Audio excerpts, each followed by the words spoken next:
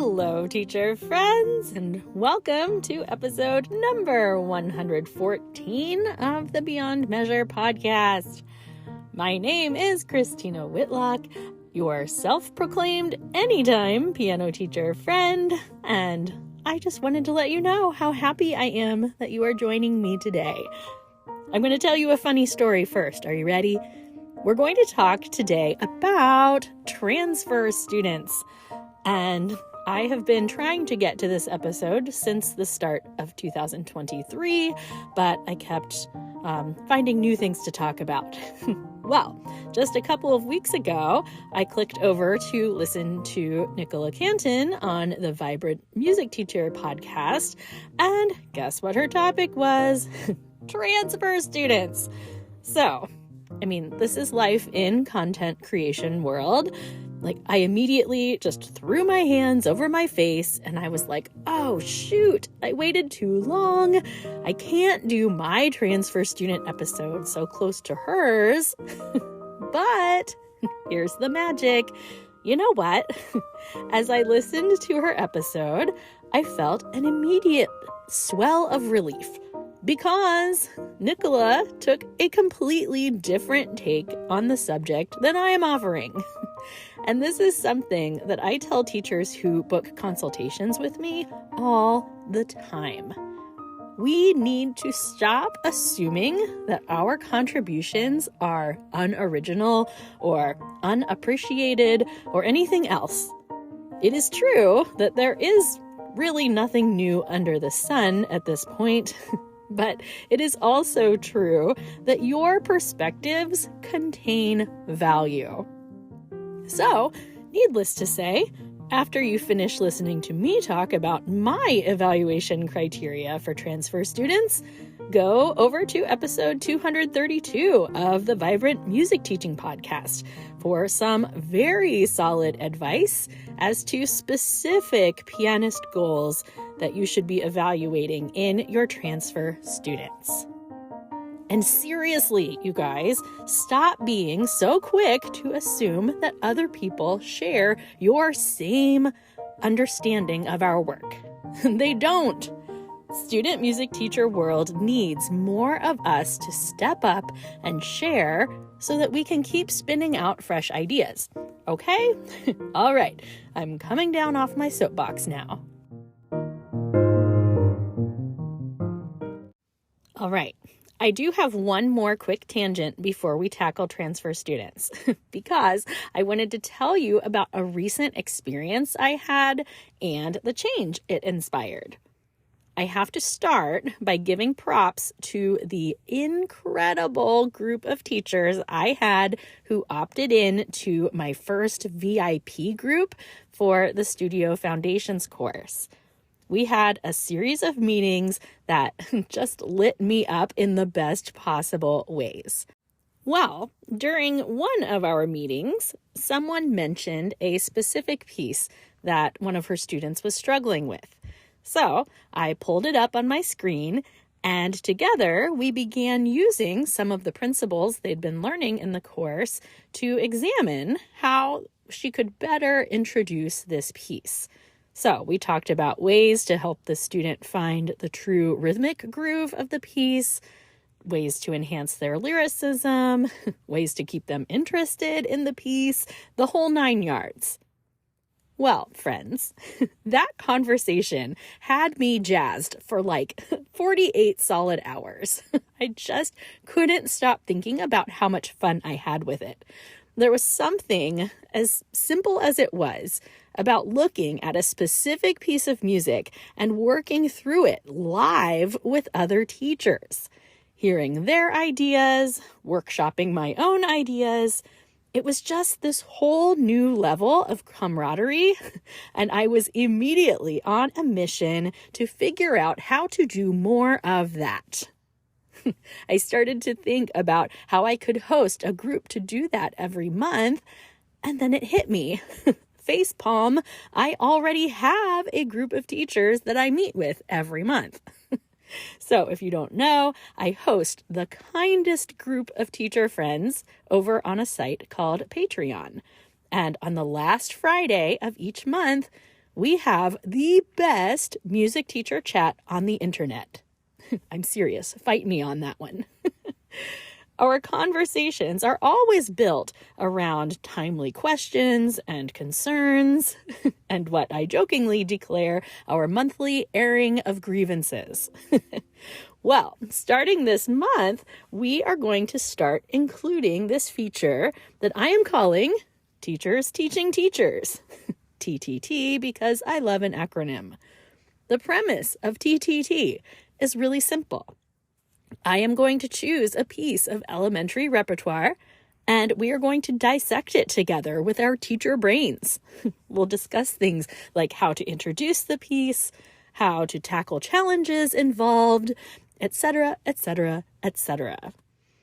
If you are looking for a way to up your teaching game and gain inspiration from a proven group of knowledgeable teachers, all you have to do is join the Patreon community for $6 a month. You can jump in and out at any time, but I will be honest, I will be very shocked if you didn't find the value worth $6 for your month. Anyway, if you're interested in checking out that series, we'll be holding our first round of Teachers Teaching Teachers on Friday, February 24th at 11 o'clock a.m. That's Eastern Time. I'm starting with a piece that I imagine pretty much all of us are familiar with. And if you're curious what that piece is, just send me a message and I'll let you in on the secret. Links to contact information, how to join that community, and lots of other goodies can be found in the show notes for this episode at christinawhitlock.com/episode 114. All right, that was a lot of suspense leading up to our discussion of transfer students, but here we finally are. Transfer students, of course, are students who are coming into your studio after having studied somewhere else already. Transfer students can be amazing, especially when you are in a position where most of your students are beginners. Transfer students can be a huge breath of fresh air because they bring with them a whole level of experience. Of course, that whole level of experience is a total mystery, which can also make transfer students a unique challenge. Some of us teachers love transfer students. Others avoid them at all costs. It really depends on how much work you are willing to do to help someone adapt to your style of teaching and your technical expectations. Because, let's face it, transfer students always seem to show up with some pretty interesting physical approaches to the instrument. Am I right? Regardless, let's start at the beginning. As in, even before we agree to take a transfer student on in the first place. Personally, my goal is to always prioritize maintaining positive relationships with the teachers in my local area. And for this reason, I never want to be considered a student stealer or anything of the like. My personal policy is that I will not consider a transfer student while they have an active relationship with another local teacher. If a family wants to transfer into my studio, they need to end that relationship with their current teacher before I will discuss bringing them on. Now, you, of course, are welcome to have a different policy, but I did just want to throw out this reminder that you are often in relationship with your local teacher colleagues for much longer than you are with your student families. So it really pays to build those local relationships, and I have just always found that there are plenty of students to go around. I always interview new transfer students and their families before accepting them into the studio. However, to avoid awkward situations, there are plenty of things I like to find out before even offering the interview. Here's a list for you. Before scheduling an interview, you want to establish the student's background. How many years have they studied, and who have they studied with? You want to take note here of how forthcoming or not they are in sharing this information, because there are some red flags that can pop up here if you pick up on like a reluctance to answer those questions. You also need to find out about their home instrument. It is very easy to assume that transfer students have a proper instrument at home, but you know what they say about assumptions. Next, and very importantly, you need to learn why they left their previous teacher. You are typically going to get transfer students for one of two reasons. Number one, they are unhappy with their current or past teacher. Or number two, they lost their previous teacher. That might have been because of a move or a death or some other kind of significant life change that was beyond their control. It's important to recognize that both of those scenarios have significant challenges for you. It's very important that you find out why a student is transferring to you so you can make an educated decision as to whether or not this is a good fit. If they were unhappy with their previous teacher, you need to find out why, because they might hold expectations that do not suit your teaching either. If they lost their previous teacher in a matter that was outside their control, and they have been left feeling kind of stranded, well, I hate to say it, but you have your work cut out for you. I love being the piano teacher who helps turn a previously negative experience into a good one. That's a real sweet spot for me. It brings me a ton of joy. But those students who come to you with a beloved past piano teacher already up on that pedestal, those are tough. Students can feel a real fierce sense of loyalty to their music teachers. Just ask any school, band, or choir teacher who has come in and taken the place of a previous director. Students can be very slow to embrace a new musical mentor. It's kind of crazy. Don't get me wrong, I'm always up for the challenge, but it is important to recognize it as a challenge. Last thing before the interview here. It's important to leave yourself an out. And what I mean is, if you do end up scheduling an interview, make it clear that you are going to meet, you are going to run some casual assessments, you're going to speak to the adults involved, and you are going to get back to them later that week about potential openings or scheduling talk. Now hear me, this is really solid advice, friends. Making it clear that you will not be making a decision at the actual interview saves you from having to turn them down face to face in front of the student themselves. Even if you are so sure that you are going to love this family and say yes, just do yourself a favor and leave yourself the out.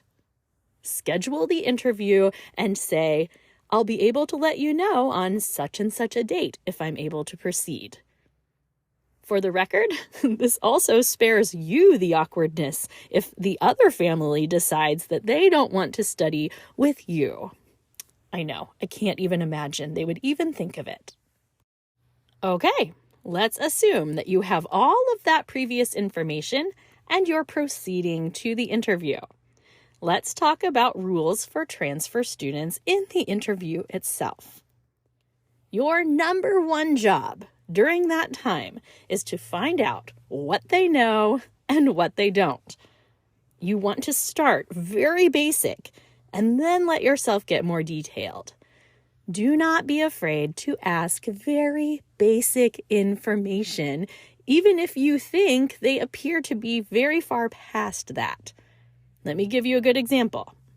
I had a transfer student years ago who was a strong little player. She was about 10 years old. She was also a violinist. Her biggest technical hurdle was the fact that she used atrocious fingering, like all the time. She would just choose really wacky fingers to play her passages with. No joke, friends, it took me 2 months to realize that she didn't know piano finger numbers were different than violin finger numbers. Oh my word. I felt like such a dummy. I couldn't believe it took me so long to figure that out. I also can't believe I'm confessing this on the internet, but whatever. Seriously though, your big task in that interview is to try and get a read on what strengths and weaknesses this student has. I've shared before that I see each student as a puzzle, and I just love trying to put their pieces together. You know, what motivates them, where they need work, what natural inclinations are there to capitalize on, what lights them up, what makes them shut down, why they respond the way they do. I just seriously love figuring all of those things out. And transfer student interviews are so much fun in that regard. Of course, what you see in that first meeting is never exactly what's there, but I always approach it as the beginning of what might be a lifelong relationship. I know our time is ticking and there's still so much more to say, so I'm going to give you a little lightning round of do's and don'ts of transfer student interviews, okay? Here goes. 1, do not make judgments about the previous teacher, okay? We all have students who have moved away or whatever and left us praying that they forget our name when they meet their next piano teacher. I know that sometimes we'll inherit multiple students from a single teacher, and it becomes very easy to complain about the things they did or did not learn. But look, it gets you nowhere. There's literally nothing you can do about how someone else is teaching, and you're wasting your energy by spinning your wheels on that. There's this old saying that when the student is ready, the teacher appears. I just shrug any weak areas off as opportunities for me to help step in and help that student shine brighter. We'll leave it at that. Number 2, building on the same idea, if the parent or the student is speaking ill of their previous teacher in the interview, do not fan those flames, okay? You can listen, you can do your best to redirect the conversation, but please, please do not contribute to that negativity. It is not respectful of your colleagues in this profession, and honestly, it does not reflect positively on you either. The high road definitely pays off here. More importantly, if you have a parent who is really just ranting and raving about issues from the previous teacher, you might want to look at that as a potential red flag and ask yourself if this is the type of person that you want to get into business with. I sure wish I would have known that earlier in my teaching career. Speaking of red flags, here are a few more. Look out for teacher hoppers. You know, those students who have tried every teacher in town. Look out for families who are overly negative, or families whose story about the background of their student just seems to keep changing. And look out for students who show up with copious amounts of illegally photocopied music. None of these have to be deal breakers, but just listen to your intuition, okay? Know that each of those things is going to bring its own challenges and could be indicative of something that you may not choose to want to work with. I have a lot more to say on the area of red flags and the interview process, so here's what I'm going to do. Next week, we are going to talk about new student interviews, period. all the things that one could or should examine in a new student interview.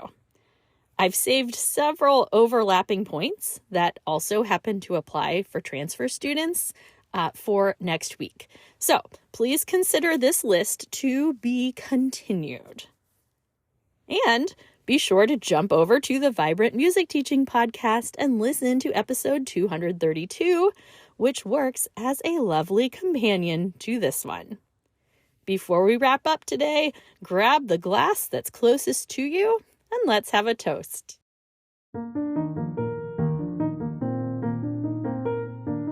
Music teacher friends from all over the world, today I wanted to remind you that the beginnings of our student relationships are really special. How we begin them and who we begin them with has a tremendous impact on all parties involved. I know that my students and their families shape my life, and I also consider myself to be a pretty strong influence on theirs.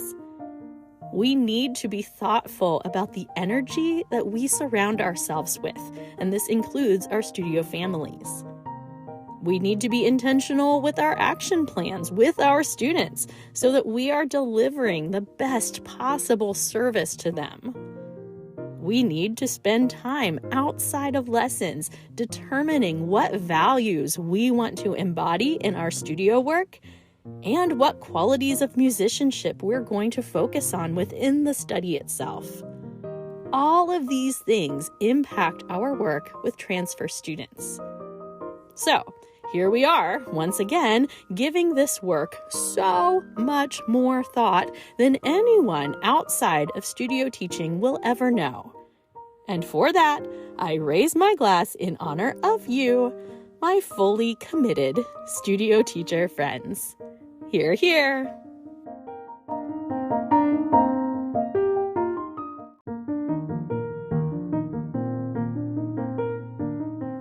Thanks for listening to episode 114, my friends.